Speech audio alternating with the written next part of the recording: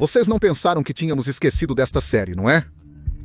Pois bem, hoje, um novo capítulo de Guerra no Box chega para todos vocês. Para os que desconhecem o assunto, em parceria com o NL Paddock, lançamos uma minissérie que narra as batalhas ferozes dentro das diferentes escuderias da Fórmula 1. O primeiro capítulo lançado foi sobre o emocionante duelo entre Esteban Ocon e Sérgio Pérez do México. O duelo rosa, vivido nas temporadas de 2017 e 2018. E agora, devemos abordar o duelo que ocorreu logo em seguida. Mas agora os inimigos íntimos estariam em uma trincheira italiana. Já falamos da Guerra Rosa e agora temos que falar da Guerra Vermelha.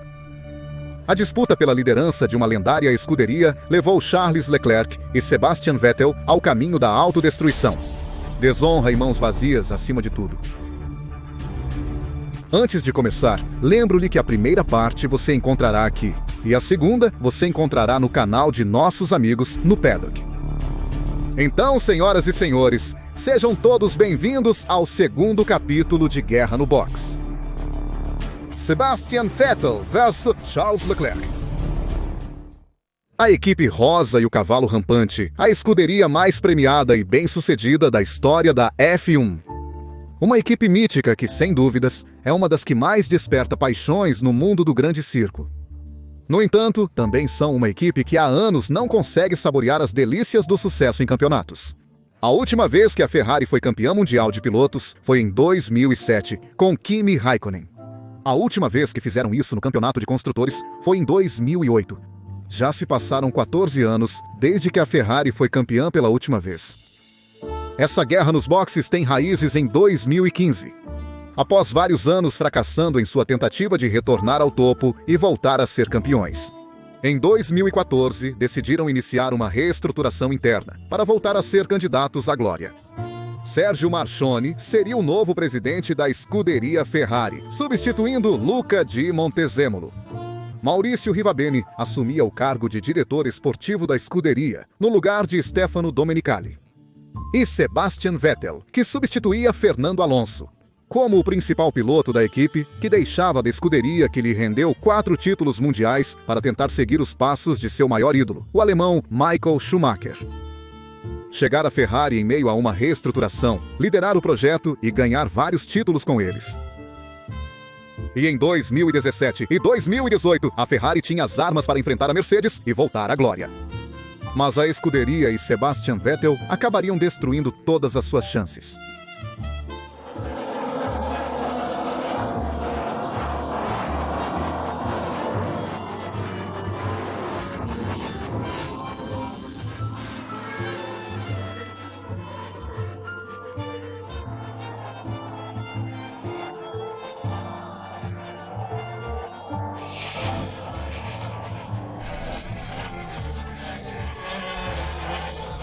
Os constantes falhas, os constantes erros, a fúria dos tifos e a morte de Sergio Marchionne haviam provocado a necessidade de outra reestruturação interna.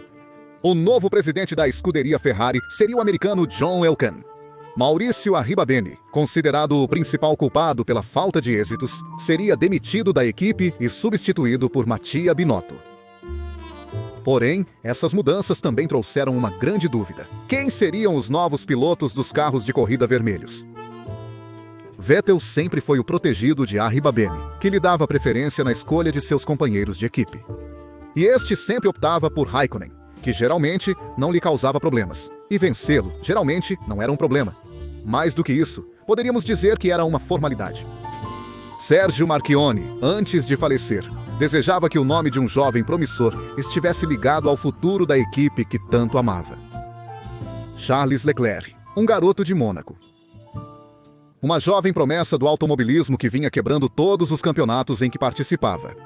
Ele chegou à Fórmula 1 em 2018 pela equipe Alfa Romeo. Depois da morte de Marchionne, os novos diretores da escuderia Ferrari queriam realizar o último desejo de seu ex-chefe. Em 2019, Leclerc se tornaria piloto da escuderia Ferrari, tendo que competir contra alguém que estava na equipe desde 2015 e que era nada mais e nada menos que um tetracampeão mundial. Mas apesar do enorme desejo de vencê-lo, a Ferrari havia sido cautelosa. dizendo que pelo menos no início da temporada, Vettel seria o piloto número 1 e Leclerc, o número 2. Isso para evitar batalhas tolas que prejudicariam a Ferrari nos campeonatos de pilotos e construtores, caso continuassem lutando contra a Mercedes. Mas o monegasco não queria ser apenas o escudeiro de Vettel. Se demonstrasse mais velocidade que ele, a Ferrari lhe daria a chance de derrotá-lo e até de brigar pelo título. Sem saber, isso estava prestes a levar a equipe a um caminho doloroso. Decisões questionáveis, mas acima de tudo, uma bola de neve que estava a caminho do maior ridículo na história desta equipe. Na primeira corrida do ano, a Ferrari aparentava estar menos competitiva que a Mercedes. Mas nesta primeira classificação, Vettel superou Leclerc. A primeira de suas tensões chegaria neste primeiro grande prêmio, pois Vettel se encontrava sem possibilidades de lutar pela vitória, e até mesmo Max Verstappen lhe tiraria o pódio em um determinado ponto da corrida. De um momento para o outro, ele não conseguiu responder e contra-atacar ao da Red Bull. Mas Leclerc, que vinha muito rápido a poucas voltas do final, acabou alcançando-o quando começou a diminuir o ritmo. E por várias voltas, ele permaneceria atrás, com mais velocidade e ritmo. Mas a Ferrari havia dado a ordem explícita para não atacar seu companheiro e acabou simplesmente girando atrás dele até o final da corrida. Embora não tenha conseguido vencê-lo, ele mostrou que podia ser tão rápido quanto ele, e não estaria disposto a ser apenas seu escudeiro por muito mais tempo. Veio provar um ponto, e no próximo Grande Prêmio deixou isso claro. Era a vez do Grande Prêmio de Bahrein. A Ferrari recuperou sua competitividade com uma dobradinha na classificação, liderada pelo monegasco, que abriu mais de 2 décimas para seu companheiro de equipe. Uma amostra do seu potencial e rapidez, mas que eram perfeitos para que ele mostrasse à sua equipe que não merecia ser um piloto número 2, e que o deixassem competir em igualdade contra o alemão. Mas Vettel não queria ceder tão facilmente. Na largada, ele assumiu a liderança do Grande Prêmio, com Leclerc caindo para o 3º lugar, atrás de Valtteri Bottas. Mas, como eu disse, esse garoto vinha de mostrar um ponto, e durante as voltas seguintes ele perseguiria seu rival para ultrapassá-lo na 6ª volta.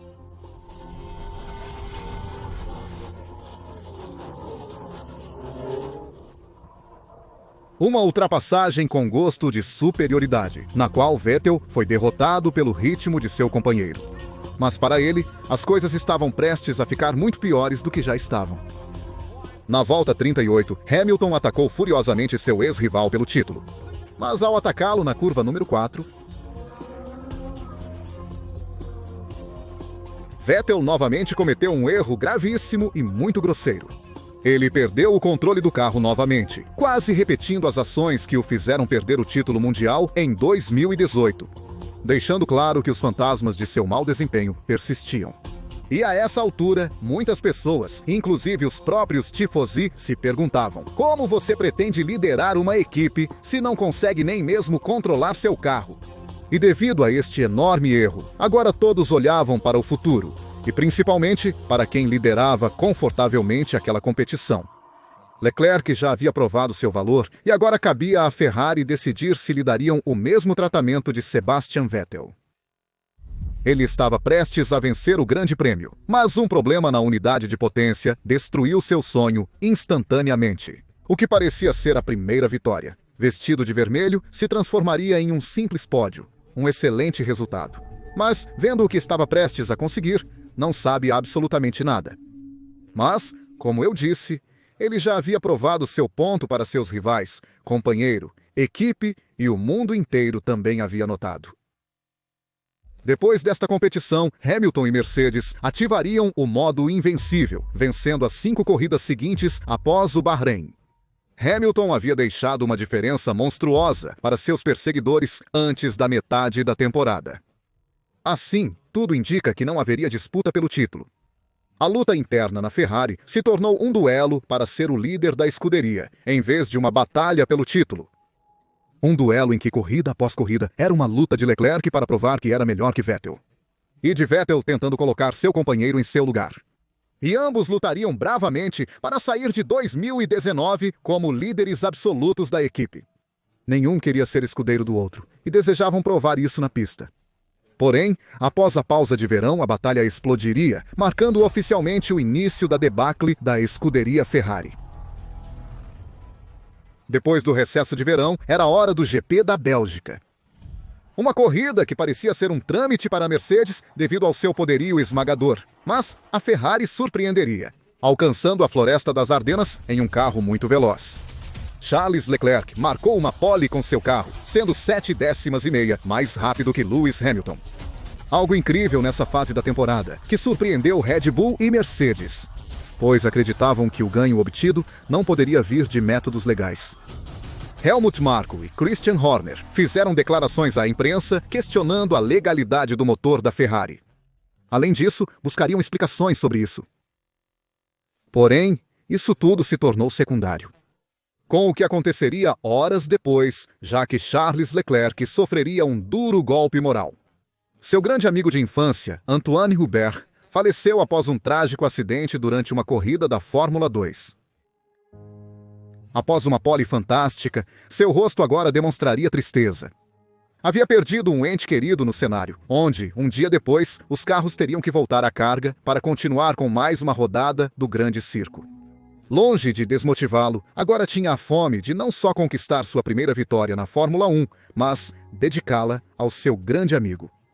E durante a corrida teria que batalhar nas últimas voltas contra um furioso Lewis Hamilton, que se encaminhava para lhe arrebatar a vitória. Mas o homem aguentaria o embate? Após 44 voltas, sendo superior aos competidores, conquistou sua tão desejada primeira vitória na Fórmula 1.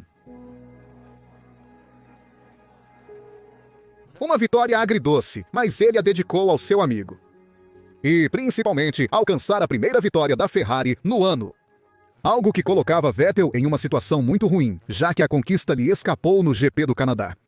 E percebia sua liderança na equipe escapando gradualmente para o companheiro. Quem conhece a carreira de Vettel sabe que seu pior inimigo é a pressão. E quando tem um companheiro de equipe que começa a enfrentá-lo, sua condução piora e seus erros aumentam. Na Itália, ele tinha a obrigação de ser o artífice de uma vitória para a Ferrari.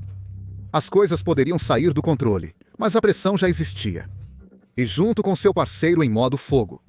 Essa foi a receita para a completa autodestruição de Sebastian Vettel, um tetracampeão mundial. Na classificação, seu companheiro de equipe obteve a pole position. No Autódromo Nacional Edmonton, a torcida rugia com força ao ver um dos seus vencendo as poderosas Mercedes. Mas Vettel ficou apenas em quarto lugar. E teria muito trabalho pela frente para conquistar a vitória esperada e resgatar sua imagem perante seu povo. Durante a largada não poderia ser grande coisa, mas na sexta volta, o moral do tetracampeão seria completamente destruído. Vettel se foi, desculpe, Chacho, Vettel se foi, Stroll estava vindo quando Vettel voltou para a pista. Mais uma vez, cometeria um erro muito grosseiro e inexplicável, rodopiando sozinho na variante de Ascari. E, como se não fosse suficiente, retornou à pista de uma maneira inexplicável, provocando uma colisão com Lance Stroll. E nas palavras do canadense, o alemão retornou ao circuito como um completo idiota. Essa sequência de ações lhe custou uma penalidade de stop and go de 10 segundos, acabando com suas chances de vitória. Pior ainda, ele deixou seu colega sozinho, com 2 tubarões farejando seu sangue. Em certo momento, Hamilton atacou assim que pôde, mas Leclerc se defendeu no limite, bloqueando a ultrapassagem de todas as formas. Depois de várias voltas e tentativas fracassadas, Hamilton desistiu e agora Bottas buscava a vitória. Mas o resultado continuava sendo o mesmo. E depois de resistir heroicamente ao embate após 53 voltas de puro sofrimento, Leclerc triunfou no templo da velocidade e, após quase uma década, presenteou a torcida com uma vitória da Ferrari em casa. Enquanto ele vencia no melhor lugar para fazê-lo como membro do Cavalino Rampante, Vettel saía pela porta dos fundos, sabendo que seu grande erro lhe custou muito mais do que uma simples vitória. Para os tifosi, a coisa já estava clara. Eles tinham um novo favorito e um novo líder. Eles confiavam em Leclerc para conseguir o que Vettel, Massa e Alonso não haviam alcançado antes. A Ferrari também reconheceu seu talento, oferecendo-lhe um contrato inédito de 5 anos como piloto da escuderia do Cavalino Rampante. Sebastian Vettel parecia abandonado por todos, mas não estava pronto para desistir sem lutar até o fim. Leclerc queria continuar sua sequência impressionante de vitórias, buscando a terceira em um local onde a noite foi feita para competir. O circuito de rua da Marina Bay, em Singapura, onde conquistou sua terceira pole position da temporada à frente de Lewis Hamilton e Sebastian Vettel. Na largada do Grande Prêmio, defenderia sua pole position com uma saída inalcançável. Mas nas primeiras voltas, a diferença entre ele, o britânico e seu companheiro era inferior a 3 segundos. Assim, ele não podia relaxar nem cometer erros. Mas no fervor da luta, a Ferrari teria uma estratégia que faria sua jovem promessa arder em chamas de raiva. Os italianos fariam uma parada nos boxes cedo para fazer um undercut em Hamilton e proteger a vitória. Mas o escolhido para parar primeiro era Vettel, não Leclerc. E com a pequena diferença entre os 3 pilotos que disputavam a vitória. Isso indicava que, ao parar, o piloto do carro número 5 assumiria a liderança do Grande Prêmio. Após a parada de Leclerc, ele ficou em segundo lugar. Algo que ele não gostou e reclamou para sua equipe, dizendo que eles haviam arruinado a vitória que ele vinha trabalhando. Este movimento foi crucial, pois a Ferrari ordenou que Leclerc não atacasse seu companheiro, mantendo a dobradinha que vinham realizando até o final da corrida. Mas o de Mônaco seguia recriminando esta ação pelo rádio. No final, Vettel venceu a corrida. Porém, Leclerc continuava afirmando que o ocorrido havia sido injusto. Quando a imprensa questionou a Ferrari sobre o undercut, eles admitiram que o fizeram porque Vettel precisava da vitória para recuperar sua melhor forma e acreditavam que a estratégia garantiria o triunfo. Porém, Leclerc continuou furioso e frustrado. E uma de suas declarações mais fortes foi repreender sua equipe pela decisão, argumentando que nunca se faz um undercut em um companheiro de equipe. Mas o dano já estava feito e ele teria que esperar pela Rússia para a revanche e para conseguir sua terceira vitória na Fórmula. E como vinha ocorrendo desde a Bélgica, Leclerc novamente conquistou a pole position no Autódromo de Sochi, seguido por Hamilton e Vettel. Porém, no circuito russo, largar na pole position é uma enorme desvantagem. Porque entre o ponto de partida e a primeira curva há uma longa reta onde é muito fácil pegar o vácuo do carro à frente. Isso dava a Hamilton uma oportunidade de buscar a vitória e atacar rapidamente Leclerc. Diante disso, a Ferrari planejou uma estratégia prévia para proteger a liderança e vencer Hamilton na largada. Que Leclerc desse sucção para Vettel ultrapassar Hamilton e o monegasco, e que depois o alemão devolvesse a posição a seu companheiro. Essa estratégia funcionaria perfeitamente e seria executada brilhantemente. Mas quando se esperava que Vettel devolvesse a posição, ele não o fez. Alegando grande diferença entre ele e Leclerc, disse que seria muito perigoso reduzir tanto a velocidade por tanto tempo. Apesar dos insistentes pedidos da equipe pelo rádio para que cedesse a posição, ele continuou se recusando até que Leclerc não se aproximasse mais. E isso, claro, o enfureceu, repreendendo a falta de vontade do companheiro de cumprir o acordo. Antes do início da corrida, quando ele cumpriu sua palavra de dar reboco a Vettel. Mas as voltas continuavam passando, e o alemão continuava aumentando cada vez mais a diferença entre eles. O que parecia ser uma grande desobediência, e a versão rebelde do alemão, que não aceitava ordens da equipe. Com isso, a Ferrari optou por levar Leclerc primeiro aos boxes, para que Vettel retomasse a liderança da corrida após sua parada. E ao fazer isso, a troca aconteceria conforme planejado pelos italianos. Mas após algumas voltas, Vettel sofreu uma falha no motor que o forçou a abandonar o Grande Prêmio. Mas ele estacionaria o carro em um local muito inconveniente da pista, pois seu problema provocaria um carro de segurança virtual. O que seria aproveitado pela equipe da Mercedes para parar Hamilton, e ao sair, ele assumiria a liderança do Grande Prêmio. Muitos questionaram se Vettel havia estacionado o carro ali de propósito para prejudicar a corrida de seu colega. Após o ocorrido no pit lane, muitos usavam como referência seu histórico de rebeldia, como com o Multi 21. E essa sequência de ações custaria a vitória para a Ferrari. E Hamilton havia conseguido uma importante vitória na busca pelo seu 6º título mundial. Mas por parte da Ferrari, já havia gerado desavenças dentro da equipe e a situação estava se tornando bastante tensa. Ainda mais com a notícia de que os italianos seriam investigados diante das reclamações da Red Bull e Mercedes sobre a suspeita velocidade que seu motor havia desenvolvido. Os italianos estavam hostis e na defensiva, pois sua imagem estava sendo muito prejudicada. E o que menos precisavam naquele instante era uma briga entre os dois integrantes da equipe. Mas como dois cães de briga, já não estavam dispostos a serem amigáveis entre si. No Grande Prêmio do Brasil, eles voltariam a batalhar intensamente, levando as coisas longe demais, a um ponto de não retorno.